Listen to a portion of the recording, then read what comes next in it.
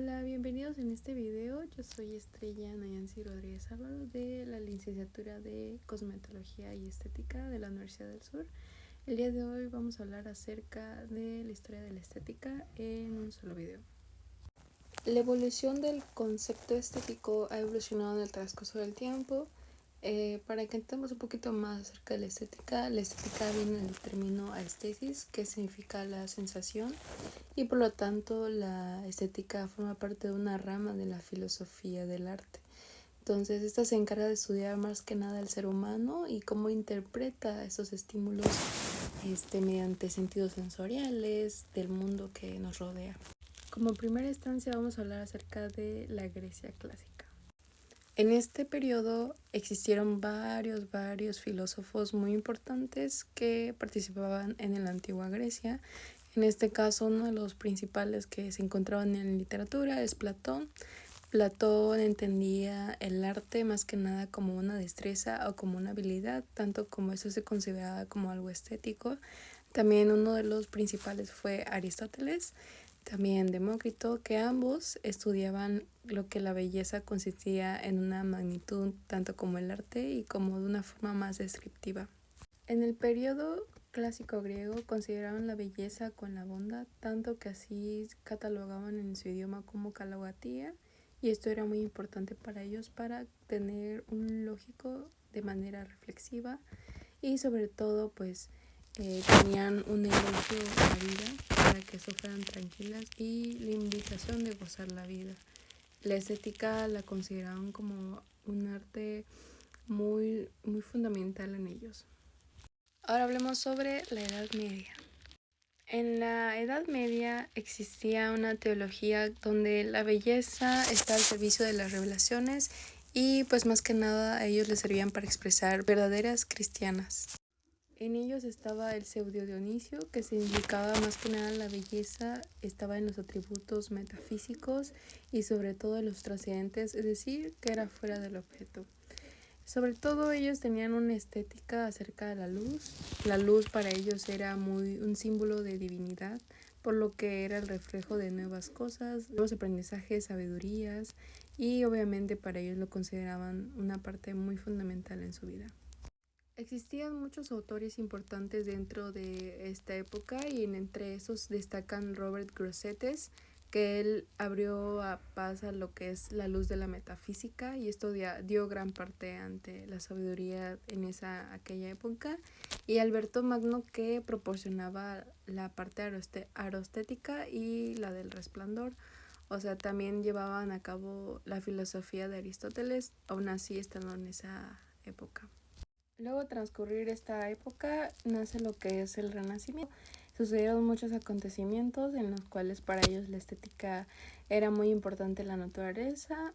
En este caso Luca Pacioli, que estaba en el año 1509, él tenía la división de la divinidad Proportione, que hablaba primero del aura, representado por una letra griega, un carácter estético pues obviamente muy especial, sobre todo de los objetos que siguen la razón de ellos. Es una importancia muy mística que tenían en ese momento, tener las texturas de la piel y sobre todo las complexiones era muy importante y para ellos representaba mucho lo que es la estética.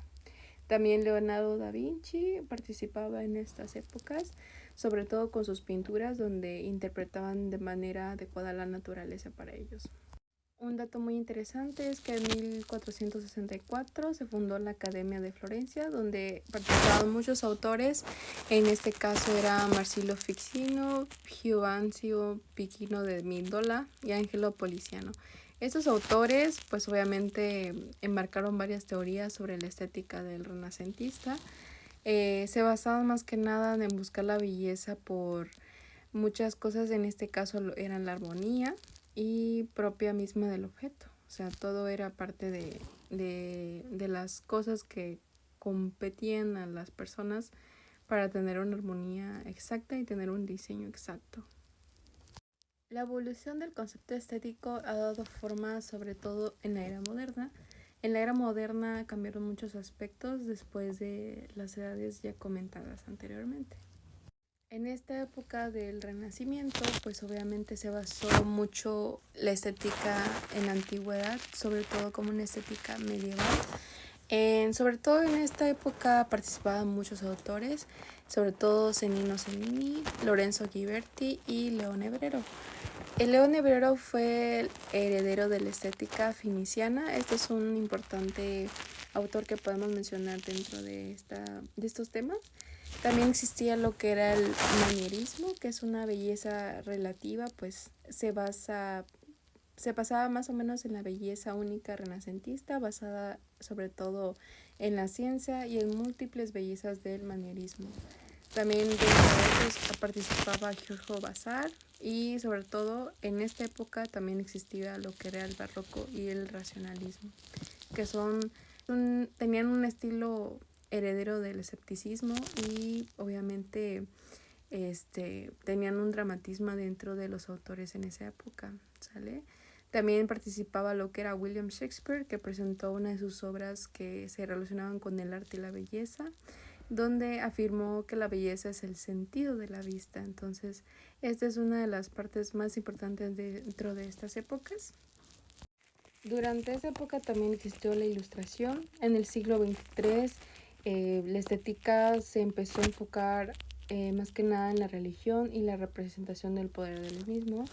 Existía lo que era la estética ilustrada, que es más que nada donde definían las 3 clases de bellezas, que era lo esencial y sobre todo tenían una consideración humana ante esto, que era lo natural también.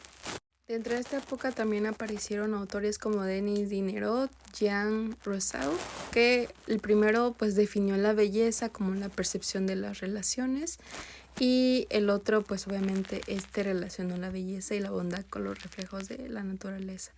La mayoría de los autores se basaban en la naturaleza y en la religión de la misma. En el siglo XIX participaban 3 partes importantes, sobre todo era el romanticismo, el esteticismo y la estética sociológica.